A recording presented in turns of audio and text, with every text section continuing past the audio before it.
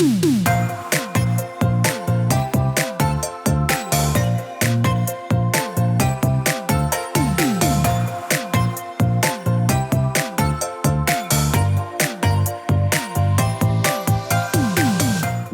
to the Plant-Based Podcast. Did you know that plants are truly amazing? Not only can you grow them and eat them, you can also wear them, drink them, nourish your skin with them, and so much more.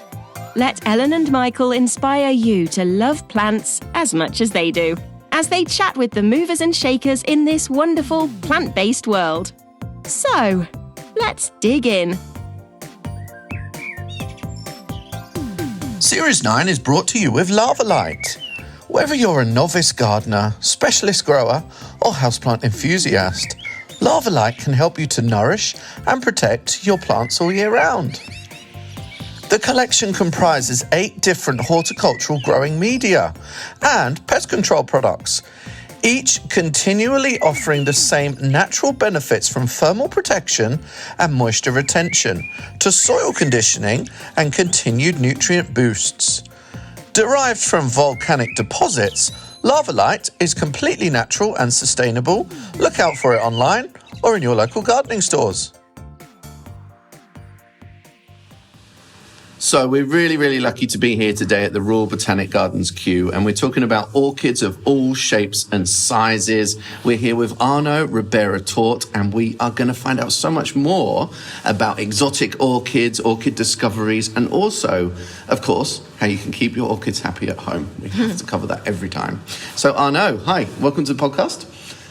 Hi, good morning. Thank you for inviting me. Welcome. Cool. Tell us about yourself. I was just going to say, sorry to completely interrupt you, how amazing it is here. First of all, that you work in here. How lovely. It's a really cool place. I'm part of the team in the tropical nursery, and I'm a botanical horticulturist, so we take care of the orchids, but we also curate the Orchid Collection. That's cool. And what is your history? Where were you studying? When did you come to Kew? Yeah, so I came to Kew because orchids had been a hobby of mine since I was a kid. And then I found out that they had these one-year courses, specialism courses, and that's how I came here. It was a one-year course on orchids, specifically. I did it, and then I started working as staff pretty much straight away. How wonderful. Cool. Like, we're standing in front of this amazing display cabinet. Can you tell us a little bit about some of the collections that you have here? You know, and anything you can tell us about what you've got here at Kew would be great. Yeah, so here in Kew we have a pretty big orchid collection. We more or less have 1,500 different taxa, more or less different species. Wonderful. In total, we have around 3,000 accessions, because at the end you need to think that this is still a collection. So it's different collection entries and accession. And then when you talk about orchid plants, we have around 8,000 different ones. Oh, Wow. beautiful. So there's a lot happening behind the scenes to obviously propagate them, keep them maintained as well, and you then bring them out to display in various areas, such as we see here in this big orchid cabinet. And there's quite a few different genus in there, isn't there? Yeah, definitely. So here in Kew, the public can see orchids in the 3 display houses. In the temperate house, they are not going to see many, although there are some. In the Palm House, there are slightly more, but the POW, the Princess of Wales Conservatory, is definitely the best place to see orchids.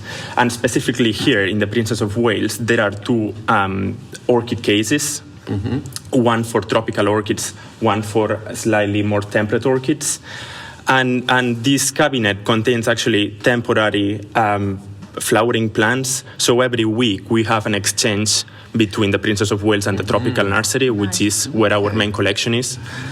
And yeah, so every time there's something interesting in flower, it comes here. And as you can see, there are plenty of different genera, as you mentioned, both hybrids, but also plenty of species. I mean, just like when you look at them, some of them are just so absolutely incredibly beautiful, aren't they? And when you go to a shop to buy an orchid to have at home, for example, they are the typical Phalaenopsis or Dendrobium, those kind of orchids, but there's so many more, aren't there? Yeah, indeed. Actually, the orchid family is the second largest family of plants, so you have over 20,000 different species. And if you take hybrids into account, then you have tens of thousands of different ones. So here we have a good representation, and many other plants could actually be really nice house plants.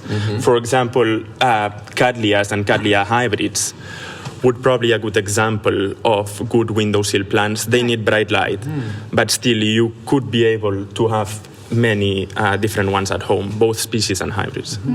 Do you think there's a certain genus in orchid family that is really undiscovered as a houseplant? Would you say Cattleya or some different ones? Yeah, Cattleya would be one of those. Then you have several related genera to Cattleya, like Laelia. For example, Laelia anceps would be a nice windowsill species, but also you have some epidendrums, and that would be good ones.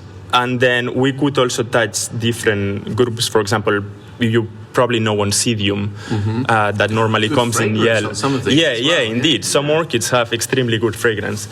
Thing is, normally you see the typical yellow Oncidium in shops with tiny flowers, plenty of them. But for example, Brassias could probably also be good houseplants, and they have these longer petals and sepals, which make them really attractive. So, you just said that some of these would do really well on a windowsill. At home we're told that they should have a little bit of shade in direct light, but some would be fine on a windowsill. As long as they don't have direct sun, many orchids should be sort of fine being in a bright place at home, especially Cattleyas that you can see they have like a thicker leaf. Okay. And how long would they flower for? Because obviously Phalaenopsis are kind of prized because they flower for 12, 14 weeks. How long would these ones flower for, the Cattleya? It depends. You have Cattleya species that only flower for a few days, maybe less than a week, but you have other ones that can bloom for several weeks. Okay, that's great. I was in Lisbon last weekend. I went to a kind of specialist orchid fair, and there was a lot of Cattleyas, actually. There was a really nice kind of green-yellow one as well. I'll show you some pictures later on. It was really, really cool. And it kind of got me really inspired to start growing a few orchids again, because I haven't had many for years. But before we move on, I just want to ask you, did you know that you wanted to work with orchids? Did you collect orchids when you were younger at home? Tell us a bit about your childhood and how that related to plants as well. That's interesting, because I was actually discussing that exact same thing a few days ago. I don't remember how I started with orchids. I was around 12, though. So it's been a passion since I was a kid, pretty much.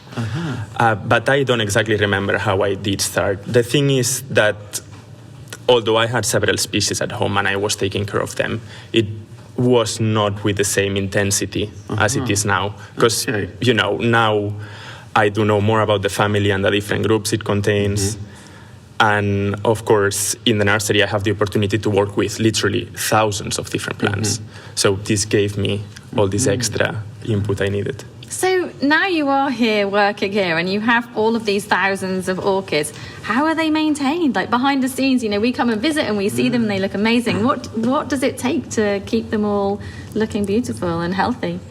Nice question. So in Kew there are different nurseries that are behind the scenes, and one of them is a tropical nursery. In the tropical nursery we have different climatic zones, 21 in total, and 4 different teams. One of those teams is the orchid team, and we have 3 staff members and then 1 or 2 students. And it's basically this team, the one that takes care of the main bit of the orchid collection. Wow, what a job. Yeah, and do you add new varieties and new findings to the collection on a basis? Are orchids still being found in the wild, for example? Yeah, orchids are still being found and described. That's true. And yeah, you need to understand that the collection is still a living collection. Sometimes you have some losses, or sometimes you also decide that you don't want to have a certain plant anymore. So then you sort of get rid of it, and then of course you need to enter. Checking out is an option. We try to exchange with other botanical gardens or botanical institutions, so we do have relationships with several. Because after flowering, I chuck out my Phalaenopsis. So it's different from us. Oh, Michael. Oh, Michael. So basically, this is like telling listeners that even the guys at Kew kill plants. Sometimes it's sort of inevitable. Yeah. But I guess you're still learning as well, because maybe, you're looking after the plants, but you're still like learning the culture as well, because there's always something to learn, or a different way to treat the plant, or different things that happen, with conditions that you've got here, right? Yeah, that's completely true. Sometimes, we like to try different media, different things, to see how the plants grow better. We tend to, we like treating like the same groups with the same conditions, because otherwise it would be quite difficult watering-wise and cultivation-wise. So we try to simplify things as much as we can. Now, I've got a question before we move on, actually, and with orchids, kind of everyone's always like looking at them. They're kind of really colourful. A lot of people find orchids very sexual. Now, that is because they really are trying to be pollinated in so many different ways, aren't they? Can you kind of tell us a bit about why people would call orchids so sexual and what they're really doing? They're trying to like pretend that they're insects sometimes. They're trying to entice animals. They've got gorgeous fragrances. Can you just guide us through that a little bit? Yeah, so in the orchid family, you have a little bit of everything. I think one of the points why they say they're asexual is also like the shapes and the colors they have. But you have plenty of different examples. For example, you have like sexual deception for insects. So some males of certain species will think that the flower is their female and will try to mate. Like the bee with orchid. the flower. Like yeah, exactly. The bee orchid is an European, bee orchid zophris. It's an European genus. And exactly, male bees try to mate with those flowers, and while doing so, they get the pollen attached to them. So clever, isn't Poor it? male bees, though. They're being catfished. It's like the MTV show. That's funny. But you have other examples. You have extremely strong scents with some of the species. But when you look at certain flowers, they also have, or they reflect, for example, UV light in a certain way. So only insects can see that, we cannot see that. And then they basically have sort of like highways that indicate where the pollinia is. And they attract the insect in a particular way. Isn't that amazing? So clever, isn't it? Oh, and what's that one? When I filmed with Lara here last year for TV, the one with the really long... The long spur. You know what I mean, don't you? Yeah. I can't get the right words when it comes to botany, but you know what I mean. It's actually that plant over there. So tell us about that. It's Angryecum sesquipedale. So that plant is a Madagascan plant. Angryecum as a group is mostly Madagascan. And what's interesting about that plant is that it produces this huge flower with that really long spur. And the history behind it is that when they discovered it, they sent pressed flowers to the UK. And then Darwin said that there should be a moth with a tongue, a proboscis long enough to be able, which was how long, remind us? Sorry, that was, I'm not sure, but like 200 years ago. No, but how long is the... the spore. How long are we expecting?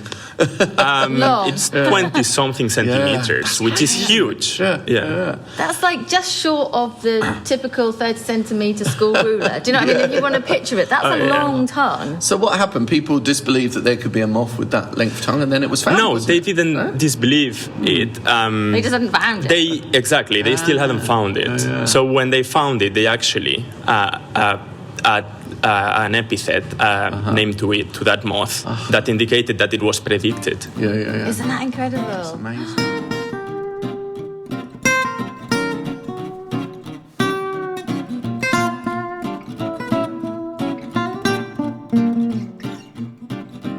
Hi, my name's Lucy Spencer. I'm a florist and flower farmer here in Suffolk in the UK. I'm a sustainable flower farmer and sustainable florist, trying very hard to save the planet in my own small way.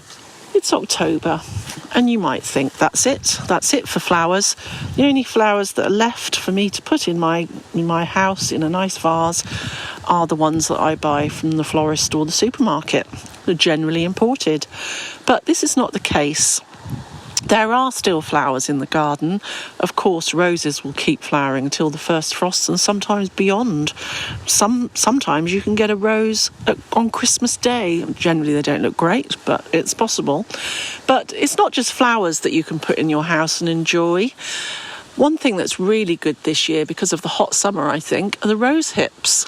The rose hips are looking fantastic this year, and they look great amassed in a vase with foliage. A real lovely burst of red and orange colour that will really brighten up a corner of your home. Just pop out if you've got roses in your garden that have got rose hips. They vary a lot. Some of them are large and fat. Some of them are in spray form. Some of them are orange. Some of them are red. Just go and have a look. Go and have a look, and take a lovely, clean, sharp pair of secateurs or scissors and a bucket of water with you, and cut some rose hips. You can cut them in a wild, long-stemmed fashion, or you can cut them short in the spray fashion and just have a really dense colour hit in your house that look very modern. But this is how to cut them. You always cut your woody stems at an angle, 45-degree angle, and then the bottom of the stem, you take your scissors and you cut up the stem by about 2 to 3 centimetres. This will increase the surface area of the stem without damaging it. You must never crush the stems, because that way you cause injury and bacteria, so the stem will then start to rot, which will mean that your branch and stems will not last as long in the vase. So make sure you cut your stems like that on a 45-degree angle, put straight in water, make sure there's no foliage below the waterline, and remove your thorns with the scissors. You can just cut off the spiky bits. Also remove the leaves. They look better without the leaves because the leaves are starting to die anyway. And there you have it. You can have a really lovely, twiggy, wild rose hip arrangement, or you can cut them short, as I said, to make a real hit of colour. If you don't just want rose hips, you can add foliage, and there's plenty of foliage in the garden right now that isn't evergreen, because you want to save your evergreen foliage for December. At the moment, there's so much foliage that you can use that's looking amazing. Copper beech is one thing in particular. It's just going darker and darker as the days get colder, and it's great for cutting and goes so well with rose hips. You can use copper beech. There's plenty of it about. Just have a look in the hedgerow, which you're allowed to take forage from the hedgerow. Also, the viburnum family, there are lots of berries on viburnums at the moment that you could use, as well as crab apples, blackberries, all sorts of things that you can just put in a vase that aren't flowers, and you can really enjoy a hit of colour as the days get shorter. Just make sure that your vase is really, really clean. Change your water daily. Make sure there's no rose hips or foliage below the waterline, because again, this will increase bacteria. Keep out of direct sunlight, because the sun will just make them die quicker. Keep away from, as I said, direct heat, not near the radiator, not near the fire, and just enjoy. Change the water every day, keep the water clean, keep your vase clean, and enjoy your lovely autumnal arrangement.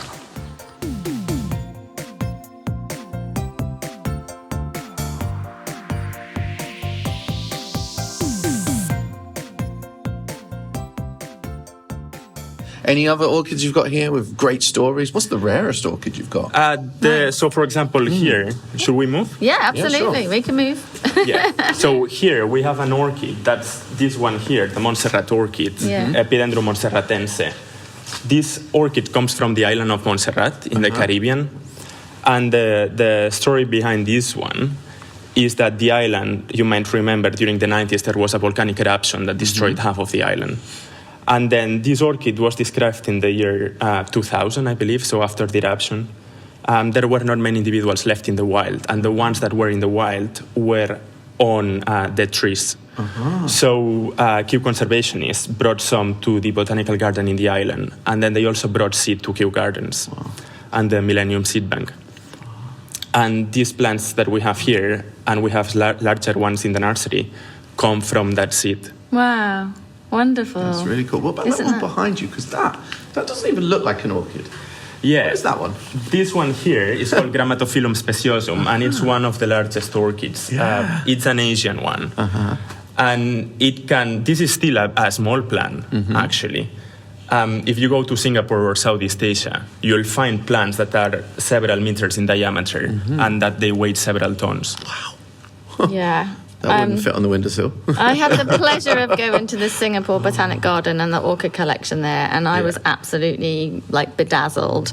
I didn't know where to look, and I had a million photographs and was trying to write names down. I can't remember half of them now because I'm terrible. But it was epic. So to see this here, it looks sort of like a sea monster or something. It doesn't look like an orchid at all. But the other end of the scale, you've got miniature ones as well, haven't you? Tiny flowers. Oh, definitely. Yeah.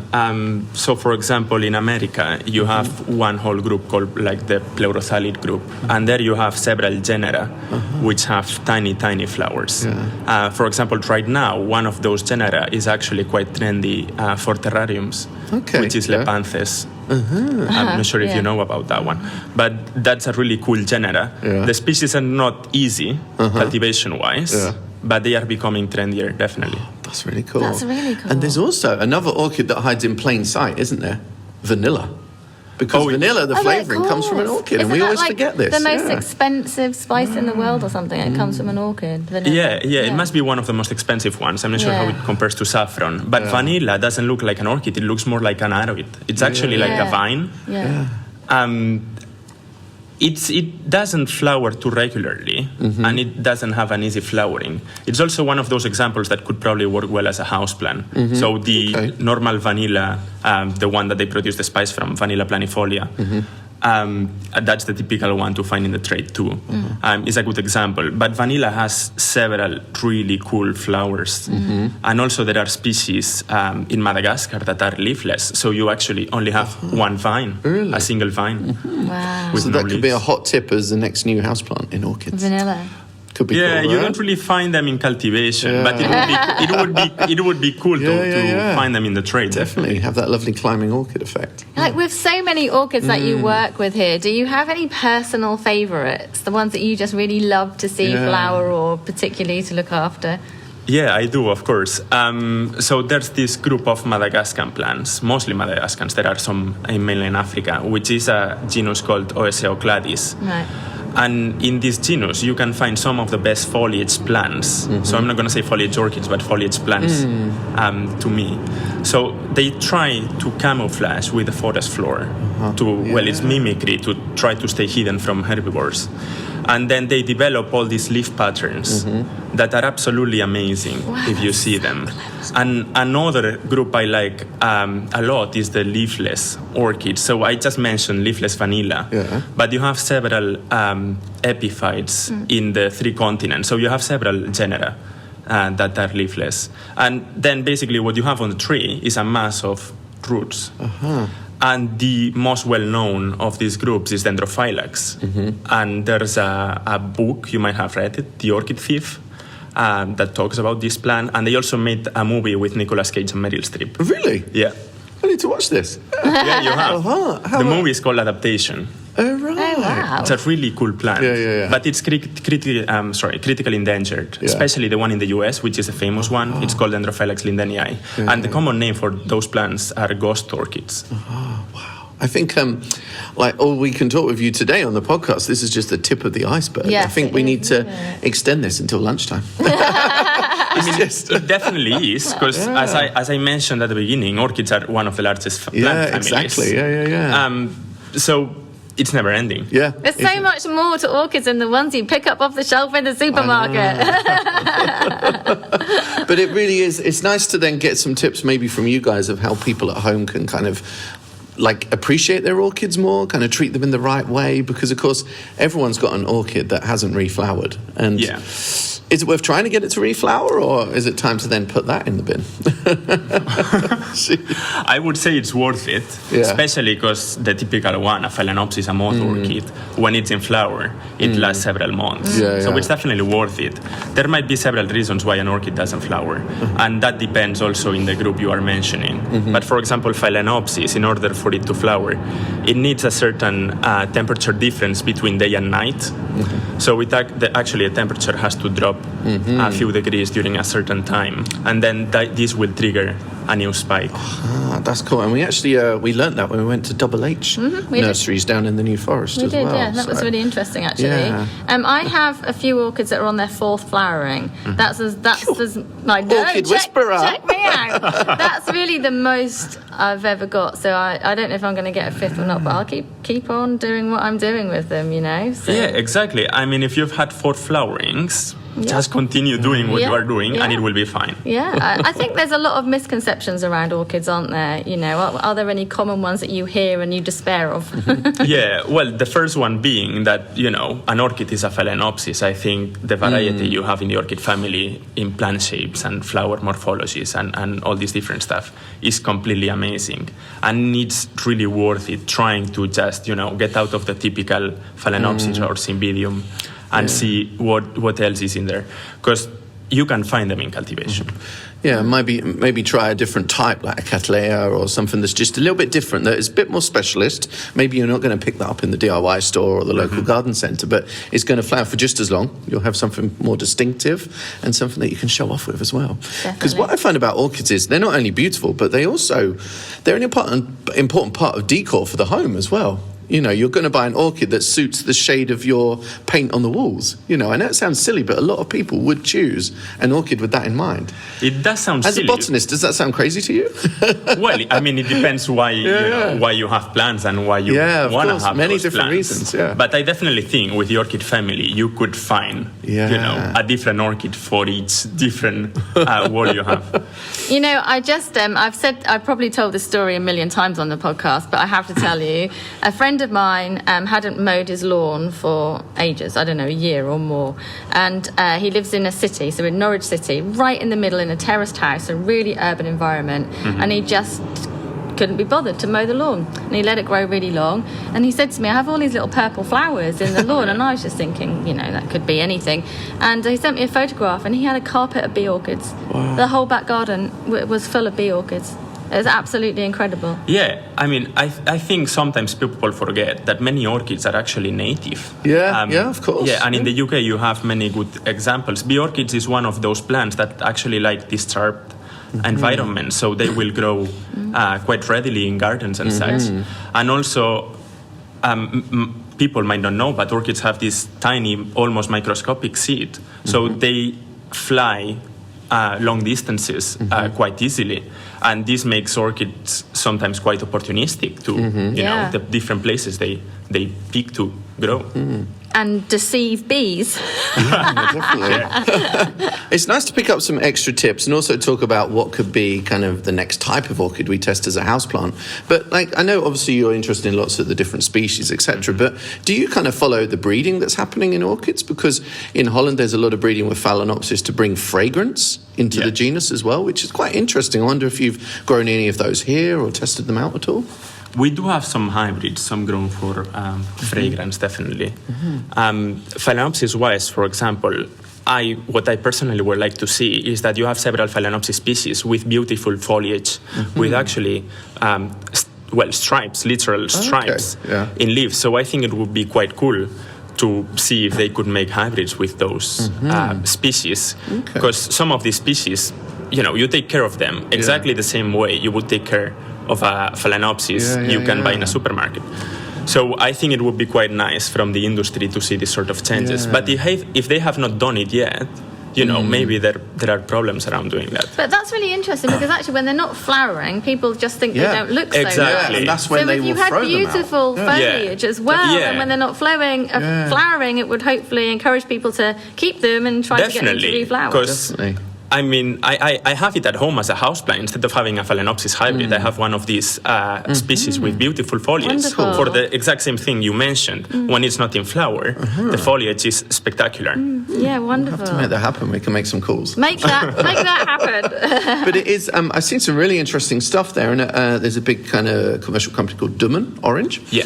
And they actually, last year, they teased like a pyloric type orchid. Yeah. Like a pyloric Phalaenopsis. And it then gave this really almost like feathered like bloom. And if they then create that, there is another kind of angle for Phalaenopsis, because I do worry Phalaenopsis in particular kind of got cheapened over the years. You walk into IKEA, you pick one up for £2. People then wouldn't invest in a good Phalaenopsis. But now we've got more named varieties. We've got the fragrant ones. We've got ones that are distinctly different. So I hope one day they become quite collectible, because everyone's crazy about foliage houseplants, but nobody goes flowering houseplants. Exactly. I think, or I hope, in the future we'll see the trend going back to flowering plants. It's not like I don't like foliage plants, but I think making them to flower. Exactly. And it's also, it's like an extra you have, because you need to take care of them properly if you want them to flower. Absolutely. Yeah, that's very, very true. Cool. Right, that's almost the end of our questions, but we just want to thank you for being on the podcast today. It's really great to talk to an orchid expert, someone with that passion as well, but also that you allowed us to ask you those typical orchid questions. And just before we finish, you should never put an ice cube in your orchid pot. No, you shouldn't. Because that advice, I think it started in Holland a few years ago, but it went everywhere. It's the most... I think it's probably the most hoax piece of gardening advice that exists out there. You always have to think about the plant in its natural environment. Yeah, exactly. But also, if you have the plant at room temperature, you cannot just put something ice cold. Yeah. But I guess if you're just someone at home, you just bought your first orchid, you don't think of plants the same way that we do. So I guess that's down to us to help educate those people as well. Absolutely. And that's hopefully what this episode is. Yeah, totally. And giving you that little snapshot into some of the rare exotic ones that you can then see if you come along to Kew. And obviously this episode is going up in October, and it will be up there obviously indefinitely, but each year in February you actually have an orchid festival here, don't you? And you've got one coming up in 2023 as well, haven't you? Just tell us a little bit about that. Yeah, so every year there's the Orchid Festival, which lasts during 4 weeks. Each festival is around a different country, and this next year is going to be around Cameroon in Africa. Very cool. Brilliant. We'll look out for it. Absolutely. Yeah. Thank you so much. It's been a pleasure. Not my frizzy hair, but it's been a pleasure. Thank you for inviting me again. Oh, no worries. It was lovely. Launching on the 6th of October, you can find out even more about the Royal Botanic Gardens Kew by listening to the second series of their podcast called Unearthed, Journeys into the Future of Food. Sounds delicious.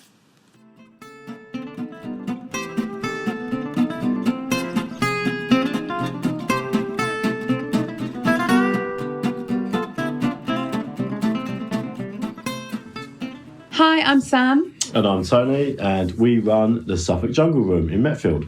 It's a cafe and a houseplant shop combined, which means we get the best kind of customers, those that like cake and those that also like plants. And we are cheersing tonight. Cheers, Tony. Because we have just launched our new menu. Now, at the cafe, I'm more in charge of the houseplants and what the general cafe looks like, and Tony is in charge of the cooking. So, Tony, why don't you tell everybody what's new on our menu? So we started putting a winter-autumn menu together. It's probably taken us around a month to pull in some new products and nail down some dishes that we were 100% happy with. If it was a 9 out of 10, we wouldn't have put it on there. And we tested everything a lot, didn't we? I think you tested stuff more than me. Yeah, but it's a very important job that I need to do, and my standards are very high, aren't they? And also, you need somebody who's like ruthless with you. If that porridge wasn't good enough, I was going to tell you. But anyway, it turned out to be a solid 10 out of 10, that apple pie porridge. Yeah, the apple pie porridge is fantastic with the candied walnuts. So it's not just about the product, it's not just about the taste, it's also the most important thing is the look. Well, it is, yeah, I think it's the most important thing, the look, because then I can take a pretty picture of it and put it on Instagram, which is important, isn't it? Yeah, definitely, yeah. So once we nailed it down, which probably took us a good month, we've now got our new menu and launched it yesterday. So hurrah, again, cheers. Hurrah, cheers. What's your favourite thing on the menu, Tony? I really like, we've done a really quirky, what we call a winter ploughman's sharing board. Shall we talk about whose idea this was? Both? No, it was actually completely my idea. Because I can remember saying to you, we need something weird. We need something that other cafes don't have. And we had really popular sharing boards over the summer, didn't we? A meat one and a vegetarian one. And we wanted to kind of replicate that, but in a more of a cosy way. It needed to be cozy food, didn't it? Yeah, like Sam says, we sold a lot of these sharing boards, and we didn't want to remove them from the menu, and had to come up with a wintry way of doing that. And it's almost like 3 meals across one board. So you start with a little soup, which is tomato and red pepper, followed by some cheese. Some meats. So you've just said the last course second. Cheese on toast? Yeah, that's it. So cheese on toast and breads and meats and sausage roll and Scotch egg, and then it finishes with like a mini cheese and biscuits. Mini cheese and biscuits, grapes and celery. There you go. That's it. So that's the winter ploughman. Sticky pickle and olives. Sticky pickle's really good. And the roasted garlic bulb. Yes, also. We've got some great plant-based cakes in at the moment, haven't we? I mean, we've had pecan pie in this week, which is just so autumnal and lovely, and we've really been enjoying upselling that to people, haven't we? And then bringing a piece home every night. I do enjoy bringing a piece home, especially the pecan pie. Do you think that autumn's like your favourite for flavours? Because I think it might be mine. Pumpkin spiced things, chai lattes. Pecan pie. We have seen to put pumpkin seeds on a lot of dishes. I think it even goes on the soup, doesn't it? Yeah, my Instagram is pretty pumpkin heavy at the moment. Pumpkin heavy, yeah. But no, that's the season we're in, so let's embrace it. Spooky season. Ooh. So follow us, please, at the Suffolk Jungle Room and come and visit us. Thanks. Thank you. Series 9 is brought to you with Lavalight. Derived from volcanic deposits, Lavalight can help you to nourish and protect your plants all year round. The collection comprises of 8 different horticultural growing media and pest control products. Look out for their colourful packs either online and in your local gardening stores.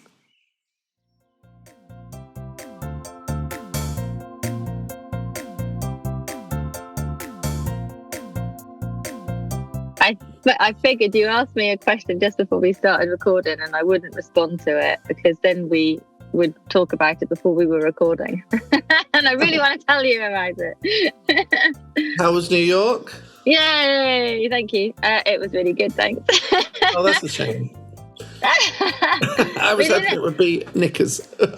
We couldn't fit everything in because we were only there for 3 days. But we went to Brooklyn Botanic Garden, which was really cool to see. We didn't get up to New York Botanic Garden. No, so that's for another time. My humble opinion. I know, but we just couldn't do it. Someone said to me online, "Do you drag your husband around all the gardens? It's all you ever do plants. Like, is it?" And I was like, well, no, because obviously I have a husband that's not into gardening, and I'm not like my whole life is actually practically plants and gardening, but I do other stuff, you know. So but you're just not going to share that necessarily. Exactly that. People are so funny; they think I know. This is everything. So I was like, well, no, but obviously, if I'm with my husband, especially, we do other stuff like that, you know, suits him too, you know. So we basically didn't have enough time to do Brooklyn Botanic Garden, New York, because and we went to the High Line. Stuff that didn't suit you. Yeah, I gotta say, we went to a lot of sporty things as well, but that's cool. Like, the atmosphere was fun, so it was all good. But how was the High Line, Fanny? Do you know, we went on the Friday afternoon. It was chilly, but it was beautiful blue autumn skies, and I love that. You just can't beat it, can you? And cold but clear is the most sexy weather. I completely agree. It was lush, and the sun was shining through like some of the trees that have obviously grown, like really established themselves along the High Line now. So the last time I saw it was 2018, and so to see it evolve over those years was maybe really similar for cool. me. Yeah, it probably has grown a lot. Yeah, it was so lovely, and the difference was when we went before, it was in August, and there wasn't that many people walking along it when we were there. This time, Friday afternoon, people had come out from work. They were like really engaged in it, sitting around, it's just such a nice chilling. stroll. Oh, it's so lovely, just seeing all the planting. It was really nice. I'm glad we made it there, and Brooklyn Botanic Garden was really cool. Like I never knew it was there, to be honest, until we stayed in Brooklyn, and then we were like, oh, it's literally only around the corner from where we're staying. So we went to there, which was just really nice to see. So yeah, it was a lovely trip. Did you go to Houseplant Shops? full of plants and sport. We done the flower district. So we saw all the houseplant shops along there, which was. And you're in really Williamsburg cool. as well, I think, right? We went to Williamsburg, where like all the murals are and the arty stuff around. Where else? I can't. Right, we left our apartment at 8 a.m. one day, and we got home at 11 o'clock at night, and we'd walked like 16 miles in the day. It was really cool. Oh, I miss it. And we went to see Wicked as well. We went to see Wicked at the theatre, which was really awesome. So yeah, we had a lovely time. Thank you for asking.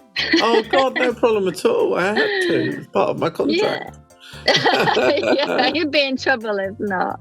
And how are you doing though, Michael Perry? How's things All with right. you? Yeah. I have to make a, not political, but like a public announcement to people and like warn them of the dangers that exist out there when you become too enthralled by your career, plants, and a career of plants as well. And oh my God, Ellen, honestly though, because I made this mistake twice. Well, last time was last year, and it really makes a difference. And I had like, and I'm sure it's what it is, but I've had like, I guess it's RSI, is that right? Repetitive strain injury, coming up my arm and across to my shoulder. And it's been the most horrible experience over the last week. And this is, and I know literally because I've been doing so many different things and had lots of different pieces of content to push out there the last couple of weeks, it is, yeah, but I don't know why I'm embarrassed. Everyone's always embarrassed. No, why are you embarrassed? But it is, It is from that, and especially like, look, I'm demoing what not to do when you're in the one hand like that. Yeah, see that? Right. And you're just like extending far too much between your thumb and your finger, and it pulls yourself all the way up your arm, and that then goes under that part of your arm and then across on your back. And also you have to keep a watch on, obviously, if you're always down looking on your phone, that back of your neck as well, honestly. And I'm just I'm coming out of it now, but it's such a lesson. And I've now got, I've made changes. I've got this little thing where you hold on the back. So I very much have that in one hand, and then use even one finger, or ideally like this little stylus, like pencil, with the other, because it's so easy to forget it. And of course, when the pain then goes away, you're going to then fall into the trap again, and it's not worth it, because it's horrible. It's so, oh my God, I was so inflamed. It was so hard to sleep, and nothing really hit it until I got hold of codeine. Yeah. Until you got the strong drugs in you. Yeah. Oh, honestly though, Ellen, not fun at all. I do feel for you. Like, I can see that you're not particularly comfortable, for sure. But it's like you said, it's just a good lesson. And it's not just about phone use, is it? But anything that you're doing that's a repetitive motion, and your body's out of where, like, the placement that it generally should be, then you may get that. I know somebody's dad who had it. He was a welder, so I don't know what actions he was doing, but he had something down the back of his hand and up his arm, and he had to actually in the end go and have like something cut in his, like a ligament or something cut in his hand, because he, even every time the pain went away, he would do it again, and then it kept coming back, and it got so bad over time that he had to have an operation on it. So good lesson. Yeah, it's in our power to make those adjustments. So I'd really recommend that to anyone to just be really aware of it, because I think, that point where you can feel like maybe your thumb is a little bit numb. That's the point where you start to know that, like, this is not cricket, So and even now, like, my hand is a bit numb, so I'm doing everything one-handed. So I look really cool when I do that. So you look really cool. I'm sorry you've had to, all for the love of plants. I know, it's mad. MAD. Who would have thought it? And Michael, I am currently training to practice Reiki, and cool. So I've done level 1 and 2, and I'm now doing my master level. And when I finish that, I can do Reiki in person and at distance. How does that work? Well, you're channeling energy, so you're you're like through meditation kind of thing. You're channeling energy.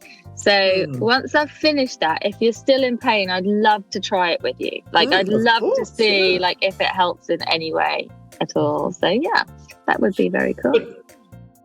Yeah, so you're channeling energy, so then the person is then manifesting that themselves through the power of you instigating that by channeling it. Yeah. Yeah, I'm just the channel. Like it's not, it's not like a healing power that the person who provides the Reiki has. It's like literally you've just learned to channel the energy for the person to heal themselves. So it's not like me healing you. Do you know what I mean? It's like you healing yourself via the channel of energy. That's really interesting. Definitely. Yeah, it's really, really cool. But like, I'm not ready yet. But when I am, I'd love to try it if you need it. Of course, I'm always happy to be a guinea pig, Ellen. You know, I've got the right hair for it. You do perfect hair for it. So, other than that, for you, what have you been doing out and about?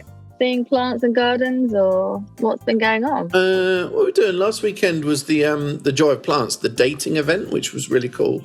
Yeah, so unique. And we had people coming along to Mayfair Club, and they then had the cocktail, did the questions, chose their plants, and it's funny because I was like, oh, this is only going to take like 10 minutes per person, but people really kind of took their time, did the questions, kind of came with their friends, sat around having the drinks. They then, because when it told them their ideal type of plant, they then got to choose from a table of those plants. So then they're kind of like considering the choices, and it's like, yeah, it was a really, really cool event, I have to say. Yeah, definitely. The photographs did look really fun. It looked like a really nice setup, and people totally. Joy Plants always do these really cool events, and really proud to be a part of that. TB&H, really. How's your book sales going as well? Because like your book was released, and I've seen it everywhere. Like I've literally every time on social media. So every single time I open Instagram or Twitter or whatever, I see someone posted about your book. Yeah. Oh. I think good. Like I said to you before, I on the first day I was looking on Amazon, see where it is, kind of be obsessed with it being number one or not. But I can honestly say I haven't looked since then, because I don't mind. It's just that first time, and I'm not going to use loads of energy kind of trying to worry about it being number one since then. But yeah, it's been cool. I saw it in Kew Gardens at the weekend when I was there with some friends. Lots of really nice feedback about it as well, and different interviews and such. So yeah, quite pleased. Yeah, I would say. But it's funny, isn't it? Because I don't know, once it's out there, it becomes, what's the word? Ethereal? No, that's totally the wrong word. But do you know what I mean as an author? I don't know, I'm thinking about it. There's a really cool word on the tip of my tongue, but I'm not sure what it is. Becomes really... I don't know. I'll come back to that. Well, yeah, I don't know what you mean, but I guess like once it's out, it's out. Like it's almost like there's nothing you can do. It's just there. You're almost it's there, but you're almost a little bit disconnected from it because you've got no control. It's like it's just there. There's nothing. So it's like a different kind of being. It's not really your baby anymore. It's kind of like the baby of whoever wants to read it. You know? Yeah. Yeah, I get that. Right? Yeah. Is that the most spiritual I've ever been? Your baby grew up. Became independent. So. That's cool. But no, so that's cool. I still wanted to see it in Waterstones, and I asked the publishers, and they said actually, Waterstones, they'd had some delays with something, but they'd put in a big order because some of the salespeople really like it. So yeah, so it will be coming there, but isn't in there quite yet. But I was really so excited to see it in Kew. I really was. Yeah, I bet that's really, really cool. I do remember How to Grow a Garden that didn't appear in Waterstones straight away. It was about 2 weeks later, and I actually, because I was really excited, I went in there to see it because that's like closest to where I live. And then I messaged my book agent, and I was like, it's not in Waterstones, where is it? And she explained the same. Sometimes there's just a delay from release date to when it makes the shelf, but it will be, and it was eventually. So but there it is cool. When I was a kid, I always remember I loved going in Waterstones because they had lots of tables with kind of like the highlight books out. But I don't know if it's an after COVID thing, but there doesn't seem to be as many of those things on display these days. Oh, what Waterstones did you go into? They do in the Norwich one, for sure. Oh, maybe it was just the ones I was in. It was a couple I was in. Because obviously I think it'd be great for a display table, obviously. Of course. It's very eye-catching. It was because I went to Kew with a couple of non-plant friends. Shock horror. And isn't it nice when you take non-plant friends along to somewhere like Kew and they're then enjoying the beauty and the interesting stuff that plants do? That's a cool moment, isn't it, to be honest? Oh, yeah, 100%. Yeah. It's really lovely. And you just wish they'd do it much more, you know. Hopefully they get the bug. So yeah, that's nice. You went somewhere with non-plant friends. I don't believe it. I'm always so surprised that I do anything that's not plants. Just know. like you. It was a joke. I don't necessarily talk about it. I should have said it more sarcastically. Oh, dear. You see, Ellen, I never talk to you about anything that's not to do with plants because I'm worried that it would explode your tiny little brain. So basically, before here, we weren't talking about politics. We do politics, don't we? Secretly, on the side, we do politics. Yeah, believe it or not. Kind of, I think because we think in the same way on a lot of stuff as well, so it's quite easy to bounce, yeah. Yeah. What was I going to say? Ali, the duck patch, gave us a really nice shout out this week, didn't she? I love Ali, the duck patch. She is so lovely. And is she the one with the big plait? Yeah, she always has her hair at the side in a big plait. Yeah, it's good to have a defining feature, isn't it? Yeah, like, we know her from the big plait. She is genuinely one of the nicest people, and something I notice about her account, or especially like in her stories, is how supportive she is of other people. So at any given time, she will give shout outs to other people. Like there's nothing about, you know, there's no competitiveness. It's all supporting other people while showing you what she's doing in her garden. And it's really realistic. Like she's a lovely, lovely person. So thank you, Ali, for that shout out. Oh, that's cool. Yeah, it's really nice. Have you got some cool botanical trips planned while you're there? Well, we're here. I'm going to be here now, I think, till the end of March. So we've got quite a few different trips booked in. Some I'm just going to go away on my own and do some bits and pieces, and others I'll drag hubby along. To be honest, the first one won't be until the end of November. We're going down the coast of like Charleston and Savannah and down into Florida, which will be nice. But are you going to any autumn colour? You need to go up for that, I guess. Oh, this weekend. So this very weekend, we'll be driving up towards Virginia. So where we are in North Carolina, we're at the very south part of North Carolina. The leaves are only just turning. But if you go up the mountains, which isn't really far away from us, and then up towards North Carolina and Virginia, the colour right now is absolutely bang on. So we're going to go this weekend and drive along the Blue Ridge Parkway to see all the autumn colours. Banging, yeah. Awesome banging. But it is totally beautiful. Like the outdoor spaces around here and the changes of the season along this part of the US is absolutely beautiful. So and it's so varied. Like you don't have to go far to get variation. No, like where we are, the trees are still all green, but you really just drive an hour or so and you're up in the mountains and they've already changed colours. So and then you go along to the coast, you know, and you wouldn't really even know it was autumn yet. So it's quite a nice spot to be in. So yes, autumn colour this weekend for sure. Ooh, my flip. How lovely. Looking forward to it all, indeed. That's nice. Nice to get out of the house. It's nice to get out of the house, yeah, indeed. And I've got quite a few like projects. So yesterday I went shopping for some I know, but it's Project Mum. Project Mums, yeah. So I'm gonna do like I am a real killjoy when it comes to any form of celebration, like Halloween, Christmas, birthday. I'm totally uninterested in it, but I feel a bit like this is our third year here now. I've got to get involved. So this year, for the first time, I'm going to create my own Halloween display, and I'm going to do some craft type projects, and I'll do some reels. Botanically, and then some craft reels for Instagram and stuff, and make some decorations and whatnot. So I've been shopping for that. Bits and pieces. You're surprisingly good at that craft stuff. Surprisingly, sometimes it turns out all right.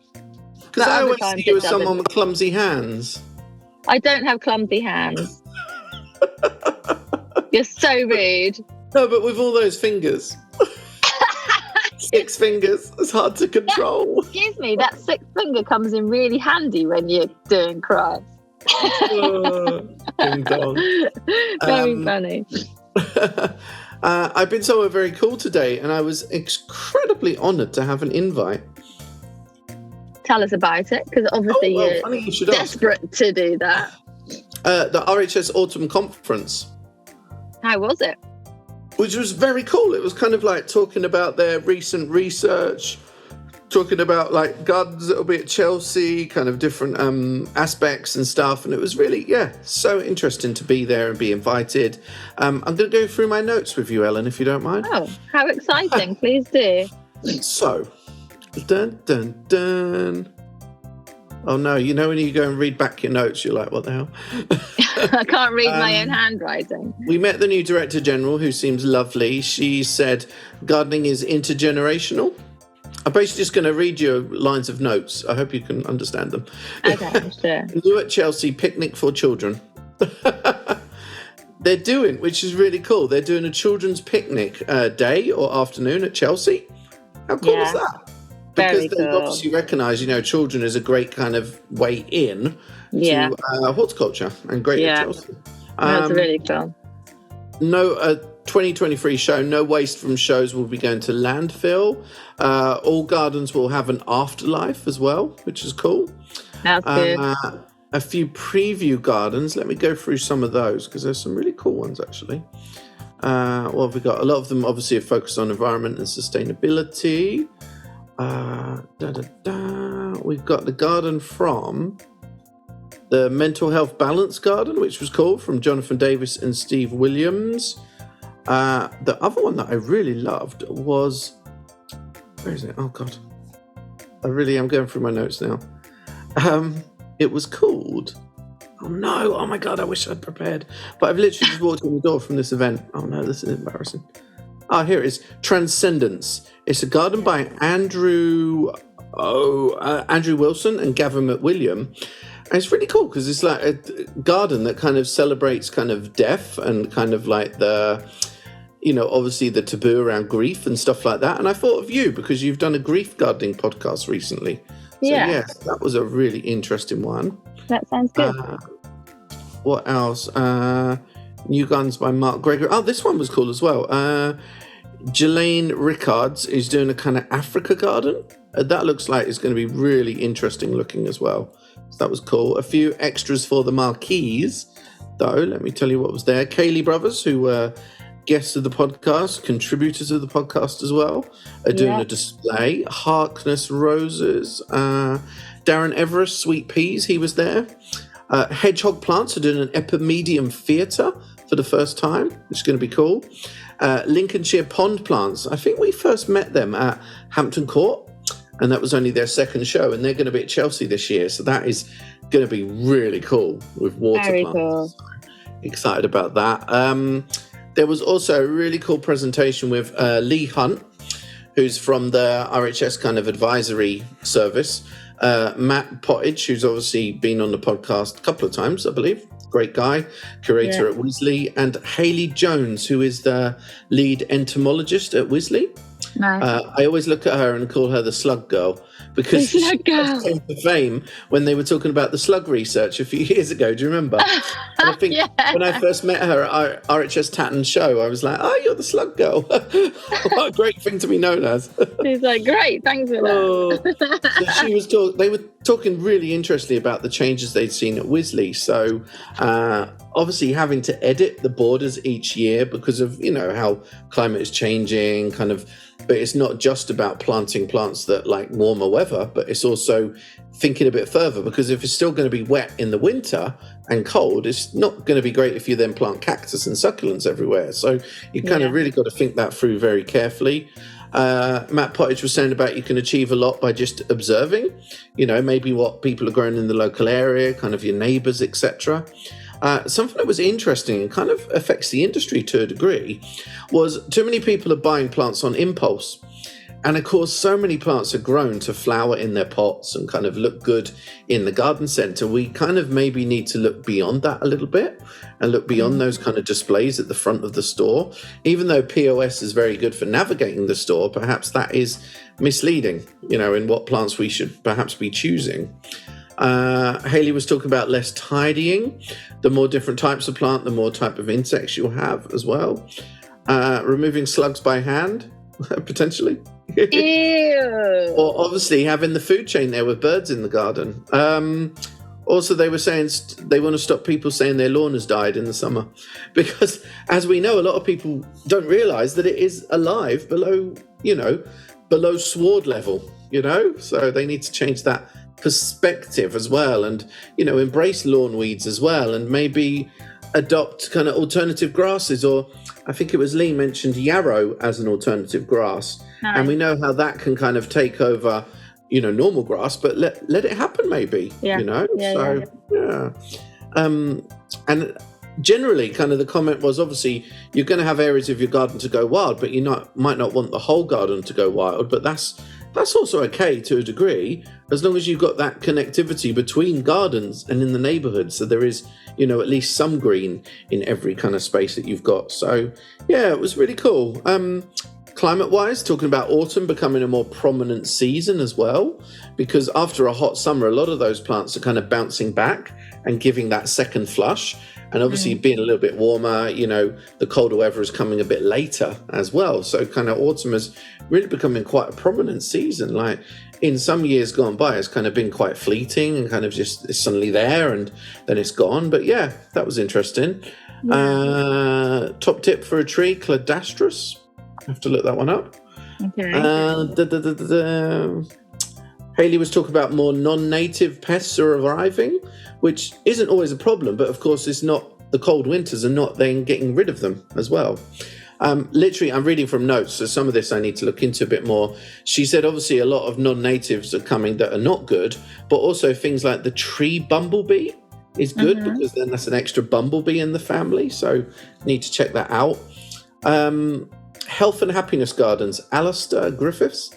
You know him. Yeah, and absolutely. You've done a podcast with his colleague, right, as well? Yeah, Lorianne, absolutely lovely. Yeah. That was cool. He's such a nice guy. He was talking about health and happiness and a few gardens that are obviously reflecting that at Chelsea as well. So, yeah, it was a really, really cool event, and nice to have a little preview of, some Chelsea stuff and what's coming up and research at Wisley as well. That was cool to learn about different changes to gardens. So, yeah.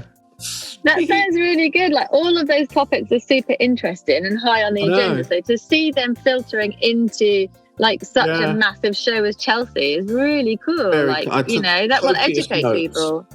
Copious notes that you now can't read. No, I think that's awesome. With my stylus, not with my finger.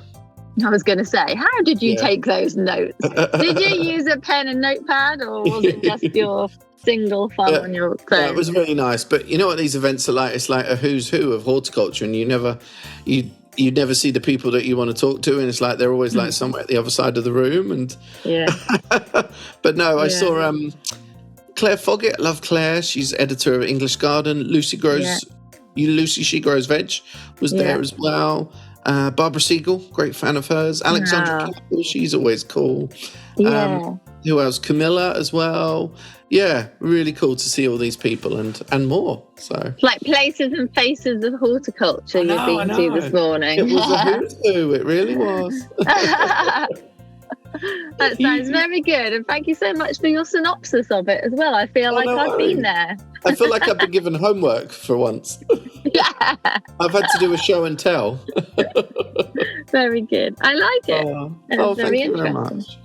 Cool. Thank you. So we are in the third episode of our Kew series this week, aren't we, Ellen Mary? We are. So it was amazing day, wasn't it, when we went to Kew to just like chat with everyone. So we've had like... You can't remember what the episode's about, can you?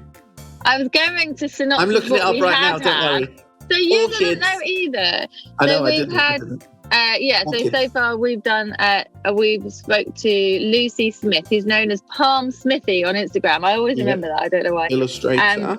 is the botanical illustrator, and she was involved in the discovery of the giant lily, which is really cool. So that was the last episode. Yep, and Helena Dove, we talked to her about the vegetable garden, the edible garden, all the kind of research there. Do you know what, Ellen? I thought the other day, we actually, when we booked in that interview, we actually wanted to talk to her about the fungi in the garden. We didn't talk about it at all. Talk to her about fungi, so I think we need to get her on again. I realised that the other day. I was like, what? Oh, what? It's a really good interview, but we didn't ask her anything about what we meant to.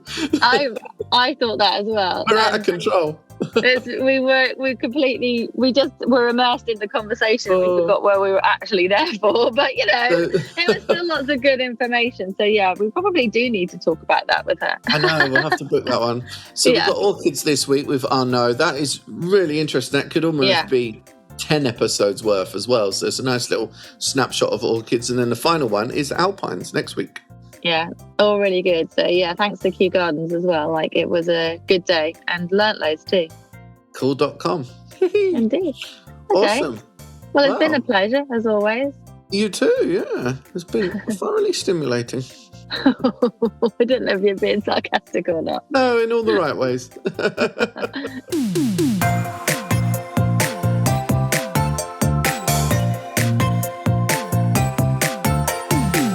The music for the Plant-Based podcast is part of the song Grow by Mikey James, and our editor is Gareth Patch of Semi Echo.